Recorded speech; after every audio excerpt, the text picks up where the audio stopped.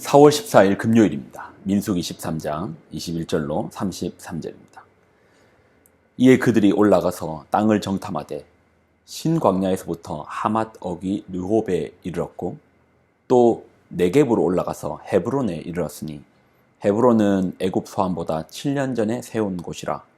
그곳에 아낙 자손 아이만과 세세와 달메가 있었더라. 또 에스골 골짜기에 이르러 거기서 포도송이가 달린 가지를 베어 둘이 막대기에 끼어 메고 또 석류와 무화과를 따니라. 이스라엘 자손이 거기서 포도를 베었으므로 그곳을 에스골 골짜기라 불렀더라. 40일 동안 땅을 정탐하기를 마치고 돌아와 바란 광야 가데스에 이르러 모세와 아론과 이스라엘 자손의 온 회중에게 나와 그들에게 보고하고 그 땅의 과일을 보이고 모세에게 말하여 이르되 당신이 우리를 보낸 땅에 간즉 과연 그 땅에 젖과 꿀이 흐르는데 이것은 그 땅의 과일이니이다. 그러나 그 땅 거주민은 강하고 성읍은 견고하고 심이 클 뿐 아니라 거기서 아낙 자손을 보았으며 아말렉인은 남방 땅에 거주하고 헤딘과 여부스인과 아모리인은 산지에 거주하고 가나안인은 헷변과 요단가에 거주하더이다. 갈렙이 모세 앞에서 백성을 조용하게 하고 이르되 우리가 곧 올라가서 그 땅을 취하자 능히 이기리라 하나 그와 함께 올라갔던 사람들은 이르되 우리는 능히 올라가서 그 백성을 치지 못하리라. 그들은 우리보다 강하니라 하고 이스라엘 자손 앞에서 그 정탐한 땅을 악평하여 이르되 우리가 두루 다니며 정탐한 땅은 그 거주민을 삼키는 땅이요 거기서 본 모든 백성은 신장이 장대한 자들이며 거기서 네피림 후손인 아낙 자손의 거인들을 보았나니 우리는 스스로 보기에도 메뚜기 같으니 그들이 보기에도 그와 같았을 것이니라. 아멘. 기도하겠습니다. 하나님, 말씀의 거울 앞에 우리를 보게 하여 주옵소서.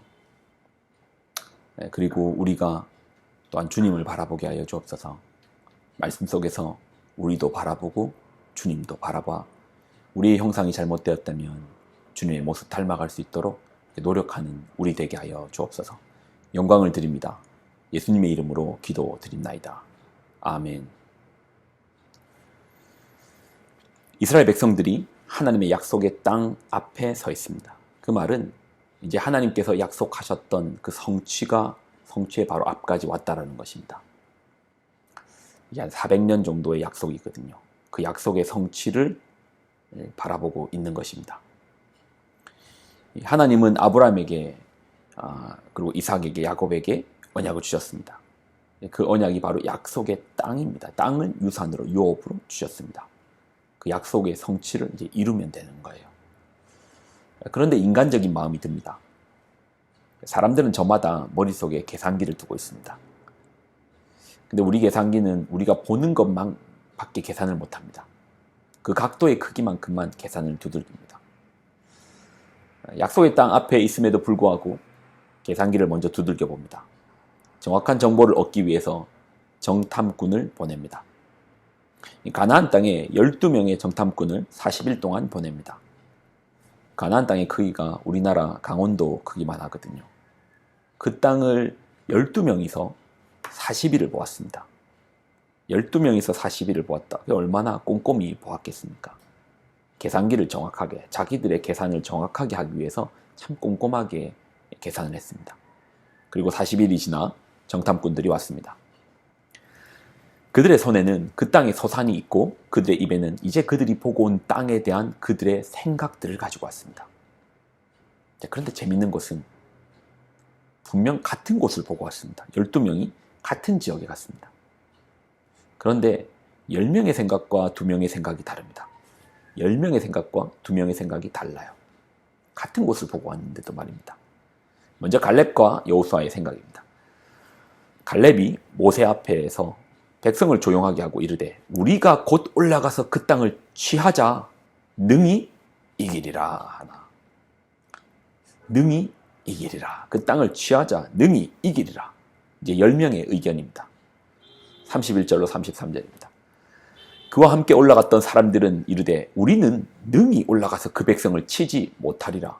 그들은 우리보다 강하니라 하고 이스라엘 자손 앞에서 그 정탐한 땅을 악평하여 이르되 우리가 두루 다니며 정탐한 땅은 그 거주민을 삼키는 땅이요 거기서 본 모든 백성은 신장이 장대한 자들이며 거기서 네피림의 후손인 아낙 자손의 거인들을 보았나니 우리는 스스로 보기에도 메뚜기 같으니 그들이 보기에도 그와 같았을 것이니라.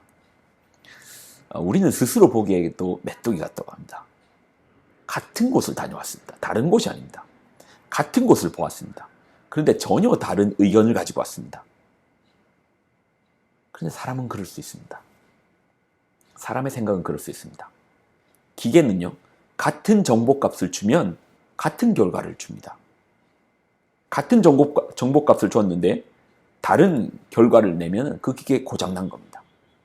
그런데 사람은 같은 정보를 줘도 다른 결과를 충분히 낼 수 있습니다. 왜 그럴까요? 왜 그럴까요? 두려움 때문입니다. 우리의 계산기 속에는 두려움이 인식되어 있습니다. 그러니 분명 같은 데이터 값을 넣었는데도 전혀 다른 결과치를 얻어요. 두려움이라는 변수에 의해서 전혀 다른 결과를 얻게 된다니까요. 여호수아와 갈렙은 장대한 아낙 자손을 볼 때 두렵지 않았겠습니까? 그들도 사람인데 키도 크고 힘도 세 보이는 그런 장대한 아낙 자손, 거인들을 보는데 왜 안 두렵겠어요? 두려움은 같을 것인데. 근데 왜 그들은 이긴다고 합니까? 그것도 능히 이긴다고 합니다. 무슨 자신감입니까? 여호수아와 갈렙은 두려움이 없는 겁니까? 전혀 두려움과는 거리가 먼 사람입니까? 아니요. 그들의 눈에도 아낙 자손은 키가 크고 아낙 자손은 거인이고 그들의 눈에도 그들은 무서운 존재예요. 그러나 여호수아와 갈렙은 두려움을 그들에게 두지 않습니다.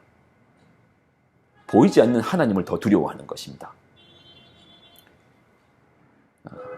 기계에는 같은 정보를 넣으면 같은 결과를 얻는다고 했습니다. 기계는 두려움이 없습니다. 그러나 인간은 두려움을 느낍니다. 분명 좋은 기회인데도 두려움 때문에 주저하다가 망쳐버리고 망설이다가 기회를 놓치는 경우도 많습니다. 두려움이라는 변수가 그렇게 크다라는 것입니다.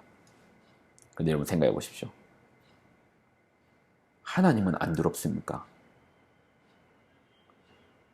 하나님은 두렵지 않습니까? 아낙 자손이 커봐야 그들도 하나님 만드신 피조물입니다. 같은 피조물들끼리 무서워봐야 도토리 기저귀 아니겠습니까? 그래서 세상을 두려워하지 않는 이기는 유일한 방법은 두려워하는 것입니다.